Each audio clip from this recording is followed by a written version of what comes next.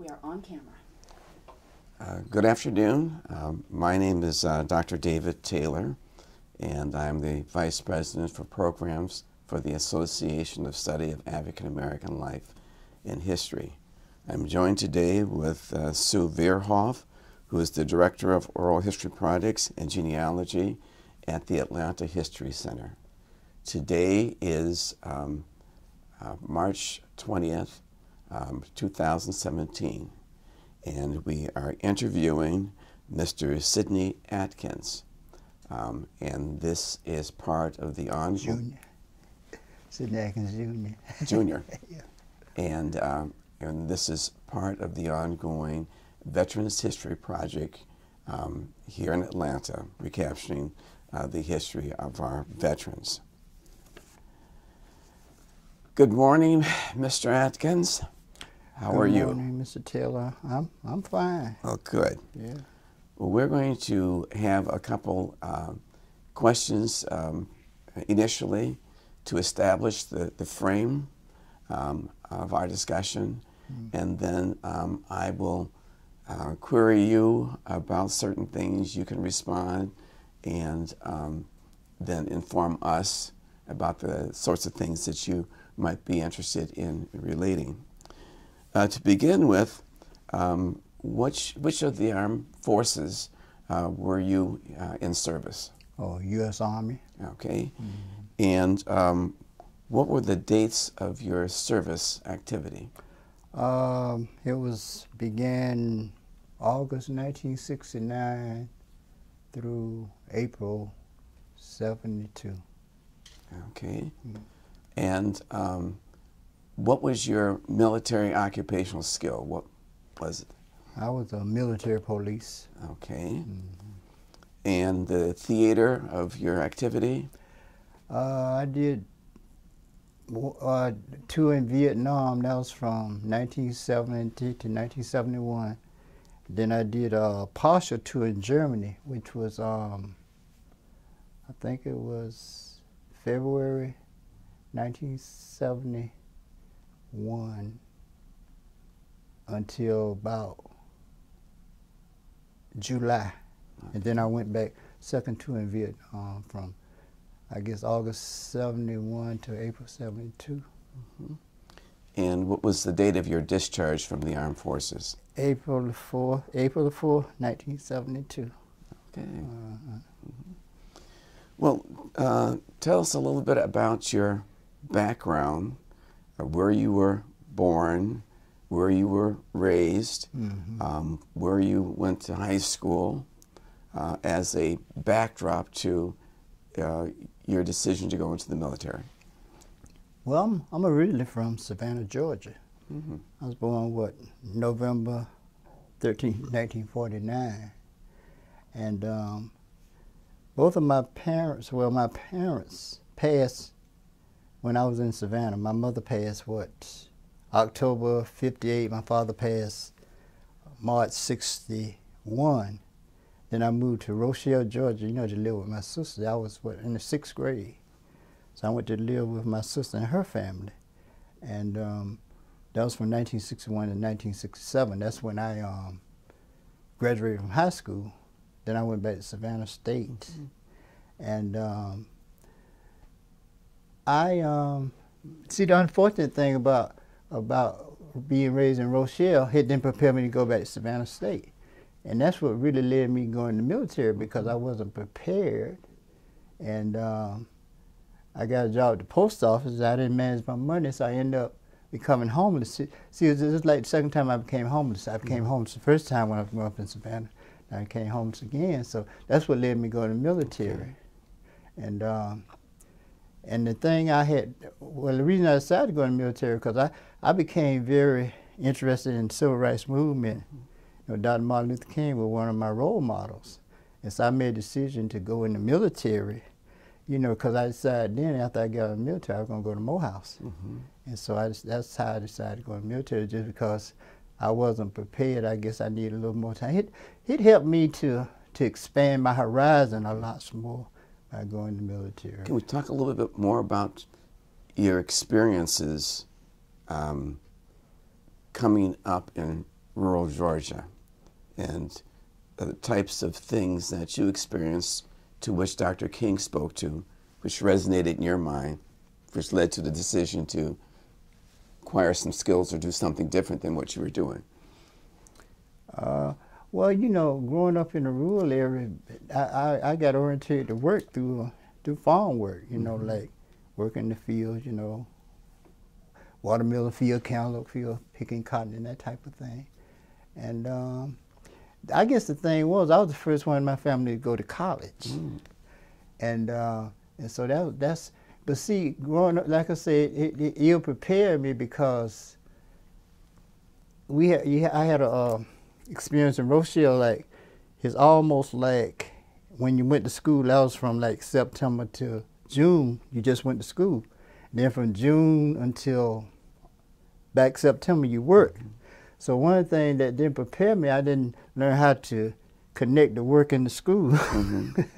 And so that's why I was unable, you know, to finish. But like I said, the military helped me in a lot of ways because growing up in Rochelle, you know, you got limited in a lot of ways, and the military helped to bring me out, you know, in a lot of other ways that see the world. So, what was it like when you went to volunteer to go into the military?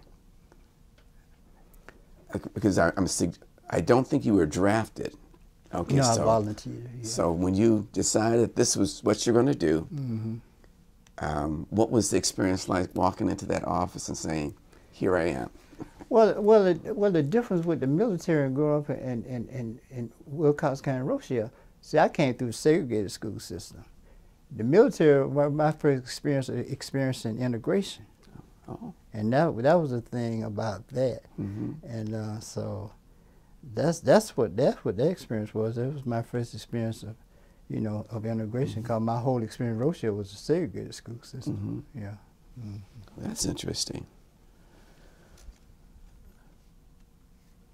Okay, well, tell me a little bit about your basic training and your decision to become, to go into the military police. Well, you know, it's interesting. One other thing about growing up in Rochelle, well, when I was in Savannah, I would have went to Beach High School. You know, Beach High School had a football team, they had a gym and everything, you know. But in Rochelle, we didn't have no football team, we didn't have no gym. And so I didn't really get into sports, you know. I had the potential, but I didn't get into it. But basic training was somewhat like really getting experience of you know, being on a football team, because that's where I really got the, you know, the physical more so. I was able to see, like I said, Rochelle, I wasn't able to see. It's from Savannah to Rochelle, I got very limited. It limited my space. You know, coming out of urban area and then going to a rural area where your space get limited, it really limited me in a lot of ways. But the basic training helped me to connect with the physical, you know, the whole, you know, the whole work effort, putting all that together. So the military police piece now.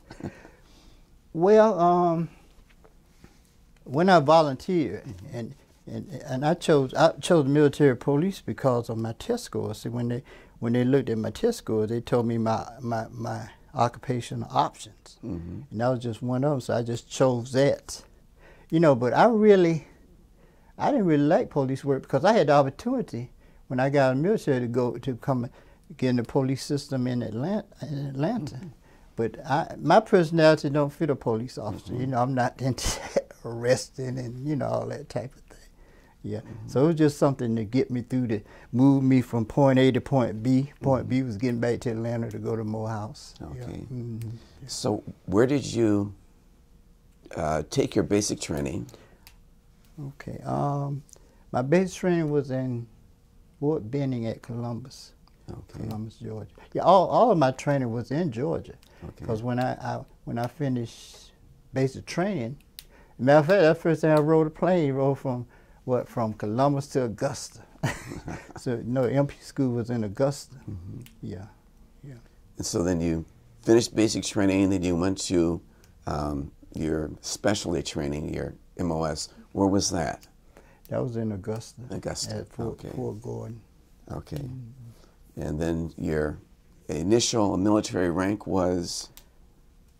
PV1. PV1. Yeah, okay. PV1. Which was probably $60 a month or something like that. I think we got $100 a okay. month.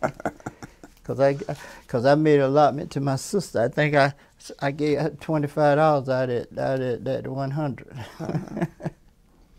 Yeah. So where was your first deployment? Where did they station you first? You know, it's interesting you asked that, because the first place they sent me, when they start calling out orders, I didn't even know where it was. They'll send me to Vietnam, and I didn't even know it, because they called it out. They called it, say, RVN. Mm-hmm. They say it was 2 Atkins in the company. It was one Atkins, I was second Atkins. They say both of the Atkins RVN. So I said, RVN. I asked one guy, I said, what is RVN? He whispered back, the Republic of Vietnam. Yeah. And your reaction was? That was my reaction. I said, they sent me to Vietnam. I didn't even know it. Mm-hmm. Yeah, I had to call my sister. They sent me to Vietnam. Mm-hmm. Yeah. Okay. So then that was in 70? Yeah, 1970. 1970. Uh-huh. And so you departed from what city to get to Vietnam? Oakland, California. You know, I had an opportunity to go visit my sister. My father had 4 children before he married my mother, and his youngest daughter was in Oakland, so I had a chance to go through Oakland, you know, and visit with her before I went to Vietnam. Yeah. Mm. So what was your first impression in country when that plane touched down and you were in Vietnam and you looked around? But what was your first impression? Well, you know, you've heard about Vietnam. You know, you hear about a war going over there, so you really didn't know, you know, what to expect. You know, my first impression was, you know, Lord help me make it through this tour. Mm-hmm. Yeah, yeah. And your first exposure to the Vietnamese people, what was your reaction? Well, one thing was, you know, our company, we were really out in the open area. We were really in the war zone, and everything was off limits, you know. And my encounter with the Vietnamese people were the people that used to help, you know, do our laundry and stuff like that. That was on base and that type of thing.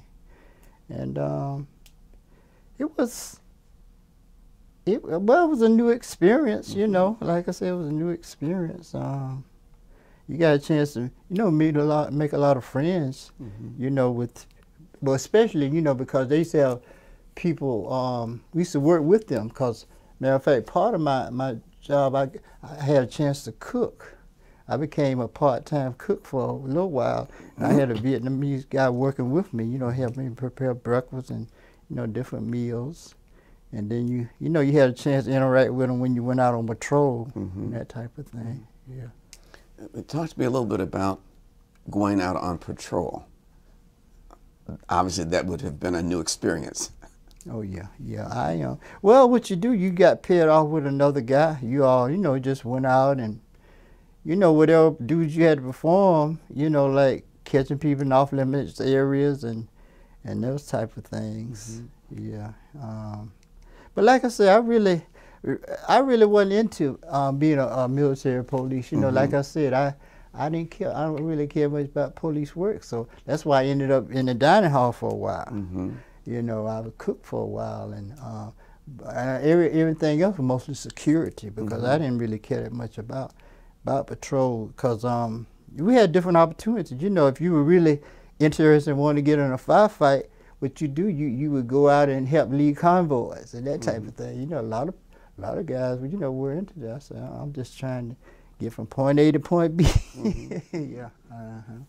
So when you talk to veterans that are already in country and you were coming in country for the first time, what were some of the things they experienced that they told you that might have changed your perspective on things? Well, It was, but you know, during that time, I guess the main thing there, you know, that was back during the period, with that late 60s, you know, that was still a lot of Black Power movement going on, and all that was a part of the Vietnam experience. You had guys, you know, who, you know, black guys who sort of, it was like a movement of camaraderie, you know, together, and it's mostly of just, you know, uniting, you know, and trying to help each other work through that experience. Yeah. I remember the elaborate handshakes. Oh yeah, yeah, all of that, yeah. But unfortunately, you know, before I went to Vietnam, I wasn't drinking, I wasn't smoking, but that's how I got introduced to alcohol and marijuana through Vietnam. Yeah.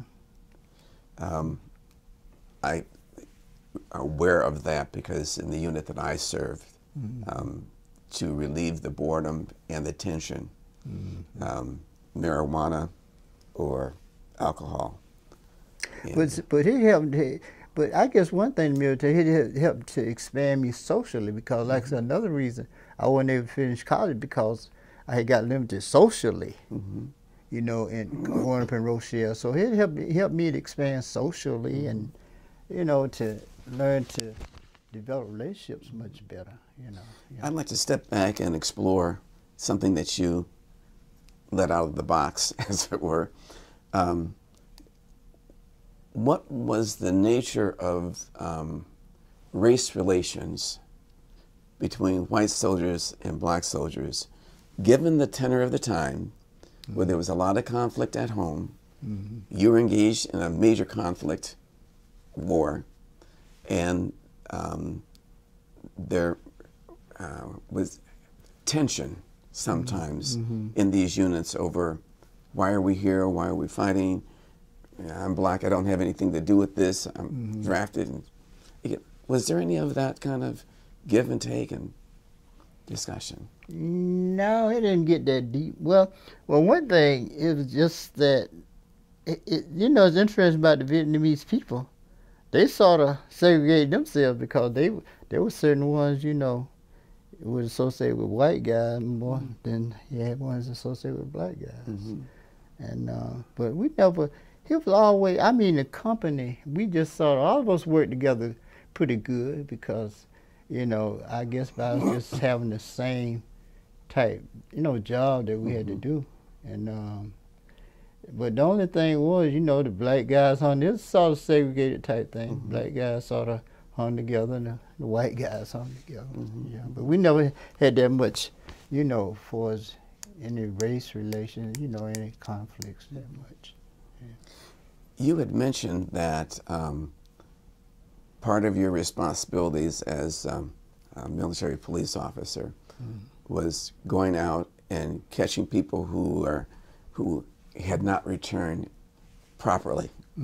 Was there a lot of that going on at all, perhaps associated with drugs or being AOL or anything like that?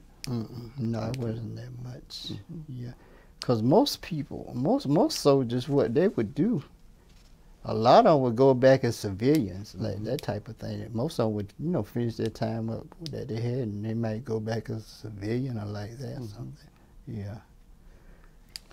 When I ended up being, I was a military police. I ended up being in more trouble than the regular guy.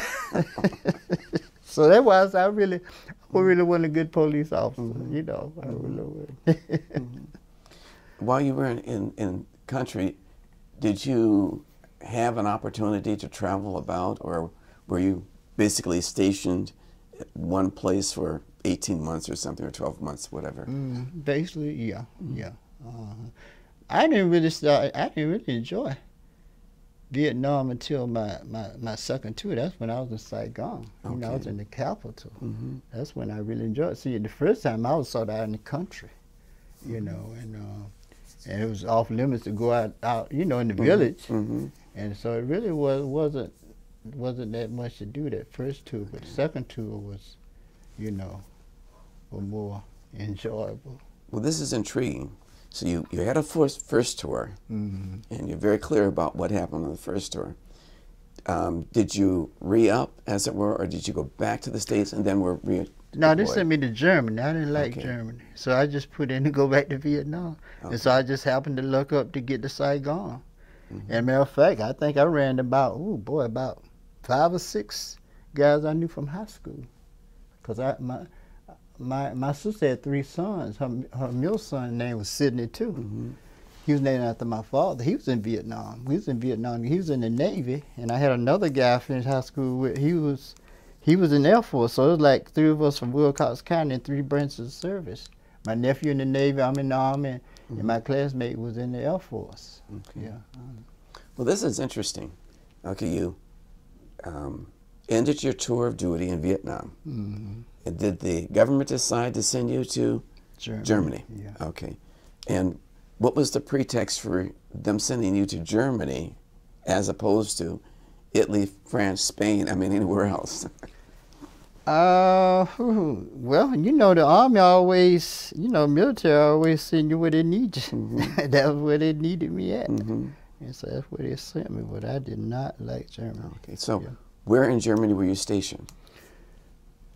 Oh boy, I'm trying to think. I can't think. It wasn't Frankfurt. I think it was about 30 miles from Frankfurt. I can't think of the exact town now, but it was sort of out because all I pulled was security, like 6 days on and 3 days off, like that. Yeah. So what didn't you like about that experience? What? Because Germany too much like the United States. Okay. So it's almost like, so I might as well be, yeah. Yeah. And then again, I guess I looked at Vietnam like, a lot of veterans, it was more financially beneficial because you got war pay, you got all of that. And then you lived in the dorm, so yeah. So you didn't have all that overhead, you just had what Right. And then the cost of living, cost of living was about like Germany, about like being United States. Okay. Mm-hmm.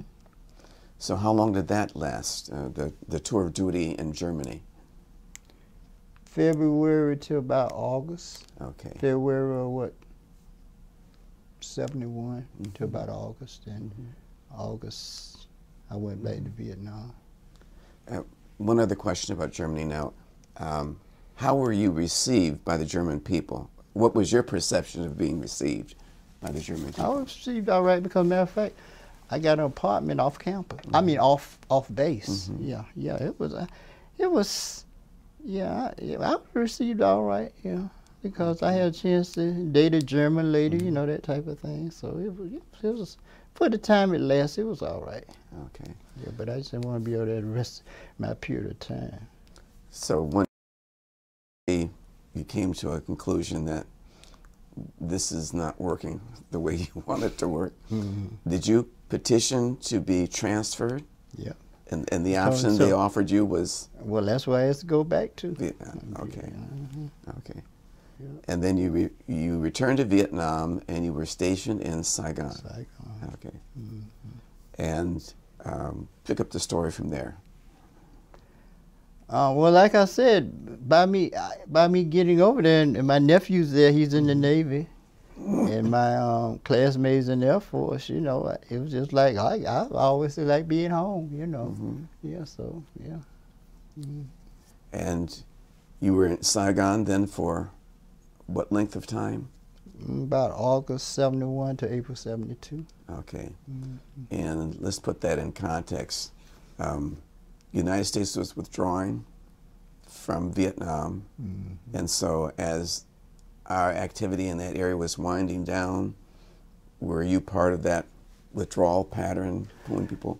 Well, it's interesting. I got a 6-month early out. Nixon began to, take the troops out. He gave me a 6-month early out. I got 6 months, before I was supposed to. Yeah. And what did you do when you were in Saigon? What was your military? Same thing, military, police, going on patrol and that type of thing. Yeah. Okay. So I actually had to go on patrol in Saigon. Well, no, you know what? It's interesting. I had a job working at the general's compound in Vietnam. I worked for the general's compound, and I didn't work 4 hours a day. Yeah. And was that downtown Saigon, the general compound? Yep. Okay, and then that was not the building where the final evacuation took place. There was a compound there. I remember seeing pictures of helicopters landing on the roof and people trying to get off that. Well, you know, I was out of there by the time that started. Yeah. Now, Mm-hmm. yeah, I had left. I was looking at it on television, and I wasn't. Well, that was that general area, downtown area. The Jones compound was in that whole downtown general area. Okay. Mm-hmm. Yeah. So, when you were redeployed back to the United States, were you discharged then, or did you have a length of time yet to serve in the military before? Yeah, I was discharged then. Okay. Mm-hmm. Okay. And upon being discharged, obviously the country had changed since you were away. There were a lot of things going on. What was your reaction to being civilian again? Well, when I got back, see, really, I was able to pick up where I left off because, you know, like I said, when I was at Savannah State, I became very interested in movement, and that's where my interest lies. But so I just sort of picked up where I left off because, like I said, I decided to go to Atlanta, to go to Morehouse to sort of, I say, follow in the footsteps of Dr. King. And so I just sort of picked up where I left off at. Okay. Yeah. Interesting. So, looking back upon the experience now, several years later, how did you, and you might have articulated that to me,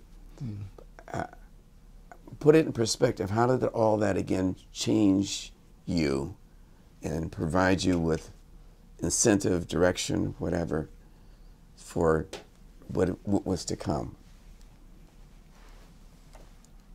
Well, like I said, it was almost like it helped me to tighten up in areas, you know, where I was weak at. You know, like I said, when I eventually went and you know, for as bringing me out personally, you know, being more out, you know, being more associated.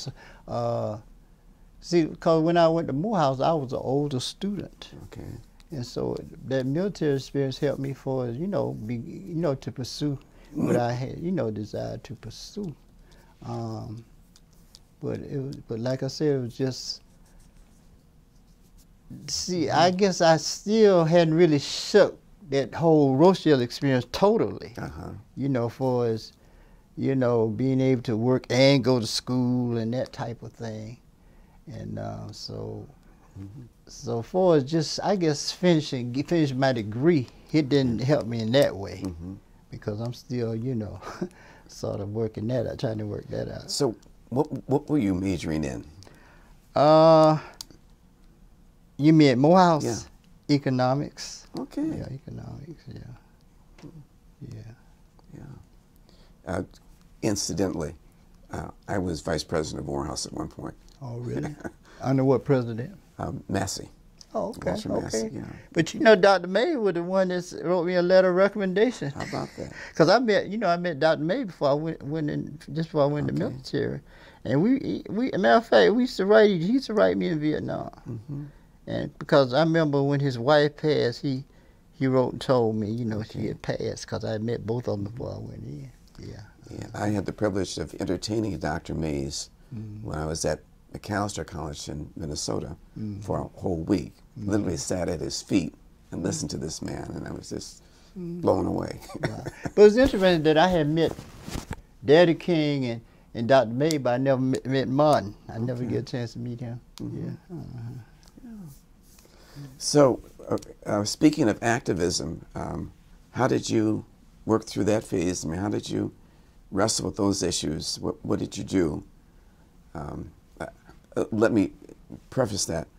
When I returned, 2 days later, I was in my first march.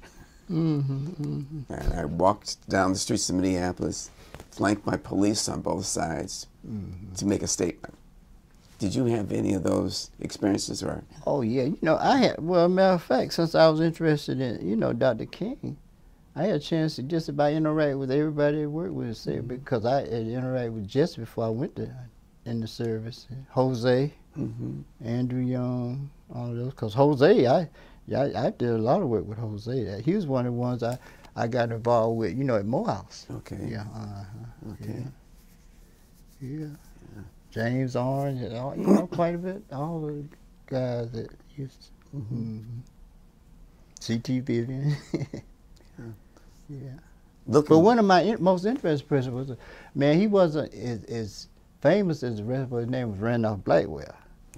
Now the work he did was sort of related to my rural roots, because he left the SCLC and started an organization called Southern Rural Action. He would go back, rural areas, trying to add more economics to the movement. Yeah. Yeah. If you were to engage young people now and talk about your experiences and what you've seen and what they need to know about moving their lives forward, how would you approach that? Well, the first thing, the way I mostly deal with young people, I always ask them what their career goal is. Because, as a matter of fact, I got a nephew now who's in the 12th grade. Has no interest in military, because my nephew, he's trying to engage him for the military. He said he was not interested. The way he said, I'm not interested in going to war. That was the way he said it. But most of the way I deal with young folk, I always ask them what their career goal. That's how I work with them, because I always find out if a young person know what they want to do, you can work with them, give them that direction. But if they don't know, then you got to work with them in a different way. Yeah. Would you encourage them to seek out them either training or a college education or some skill development? Well, I started working with them from the standpoint of once they decide, tell me what they want to do, and I work with them from that standpoint. I always, ask them, and then I try to give them direction from what they tell me. Yeah. Have you had an opportunity to engage other veterans in discussion about not in depth, because it's a minister, Reverend Cobble. He works with a veterans group, and I mostly work with other veterans through him, because they deal with veterans with different type of issues, and so that's mostly my interaction with other veterans. That's through him and that organization he works with. Yeah. Well, the Association for the Study of African American Life and History, we're kind of co-sponsors or supporters of the Juneteenth celebration here in Atlanta. And we usually begin that celebration with a parade where we honor veterans, regardless of the campaign that they were in, black veterans, and particularly women veterans as well. And we'd be more than happy to have you as part of the group this year and riding in one of those cars and having people. Now, don't they have two different Juneteenth celebrations? Well, there's only one official one for Atlanta. Yeah, what month is that celebrated? That's usually June 19th, around that area. Give or take a couple of days, but the official date is around June 19th. But it's a national celebration now, and we have taken it to a new level here in Atlanta. But more than happy to have you be part of the participants. Yeah, matter of fact, I've been talking to Dr. Tate about, I wanted to do a Wilcox County chapter. So I have a homeboy from, he's the dean of School of Social Work at University of Georgia. And so I was talking to her about trying to start a Wilcox County chapter. Okay. And plus I got another homeboy, Terry Thomas. He's from Wilcox County. Okay. Yeah. So, matter of fact, he's pushing a bill now to try to do Black history. Yeah. in the school districts, yes. So what would that program look like if you wanted to do a program in Cox County? What's the parameters of it? You know, my homeboy at University of Georgia, his father was my principal. And I'm actually wanting to do a story on his father. I call him the Booker T. Washington of Wilcox County, because a lot of things that he did in Wilcox County was modeled after Booker T. Okay. Yeah. Interesting. So do you have any other observations that you would like to share with us about being a black veteran? And Well, actually, I'm on my way back to Savannah. okay. You know, it's almost like all the experience I've had up to this point is almost like now I'm able to go back, you know, and sort of re-engage that community. Because, matter of fact, I'm doing an autobiographical sketch. I'm calling it the Reaching the Promised Land Complete Manhood, the life story of Sidney Adkins Jr. And the first phase is a former Savannah native returned to the place of his birthplace to reestablish a new beginning from an uprooted and homeless beginning. So that's how I labeled my time. See, I felt, you know, I was uprooted when my parents passed, and I said it was a homeless beginning because I came homeless. And so it's almost like wanting to go back and create a new rebirth. You know how some people say reinvent yourself, that type of thing. Yeah. Yeah. Well, that should be an interesting read. I like that. Yeah. And then another part of this whole thing is also I'm engaged in Wilcox County. I say a former Rochelle resident returns to the place of his educational experience to resurrect a new beginning from an uprooted and destroyed educational legacy, because the high school went to, you know, got destroyed. Okay. You know, totally torn down. One thing that's left is the gym. Yeah, because as a matter of fact, the beautiful part of it, I helped to build that gym because, like, the things that weren't there, I helped to contribute to it. But, you know, because I think it was the summer of the 10th grade. That's when we began to build a gym. And like I said, we never had a gym. And then we had a football field. So all of that, you know, made a contribution too. That wasn't there. You know. So are you working with anyone specific in that area to make this happen? You know what is interesting? I guess Dr. Candy Tate have been a blessing, because she have really, matter of fact, this morning I talked to her about talking to Dr. Daniels about creating the Wilcox County, what you call it, the study of Black Africa. Asala. Yeah. That's great. Because Terry, like I said, I've sort of been trying to help assist him with that whole Black history thing. As a matter of fact, I talked to the state superintendent the other day about that particular bill. And he said, well, I need to see it, then I can tell you whether we can take it through the state board, you know, as a policy, or do we need to take it through the legislature. So I got the bill. I'm gonna take it to him for him to give him some direction, because I think I met one of the ladies who's on the state board, and I talked with her. They say it's supposed to have a meeting, I think, last of this month. Okay. And I'm gonna go, but see, Terry, this time he won't be able to get nothing through this time. So it's good. I think it's about his fourth session trying to work this thing up. Ain't quite gone. Yeah. Well, great. Well, this has been a wonderful experience. I'm very appreciative of the insights you've been able to share with us, and I'm impressed with the work that you've cut out for yourself going forward. Wow, yeah. And I just wish you the best of the experience, not the best of luck, because luck has nothing to do with it. Yeah. Well, I look forward to that Juneteenth, because, like I say, it's me and Terry, we have really, because I really talk about going start now. I call it a Black History Resurrection Movement in Wilcox County, you know. So. Yeah. Well, Terry is very much part of Asala. In fact, I was with him 2 days ago, and I understand he's trying to complete his PhD. Yeah. And very he much got his hands full, because, like I say, with all he's trying to do is kind of, it takes a lot of help, because he's trying to work on his PhD at one time, and then he's trying to push the bill through. It's kind of hard to do all that at one time. So I tried to support him, you know, whatever little ways I could. You know. That's great. Great. Yeah.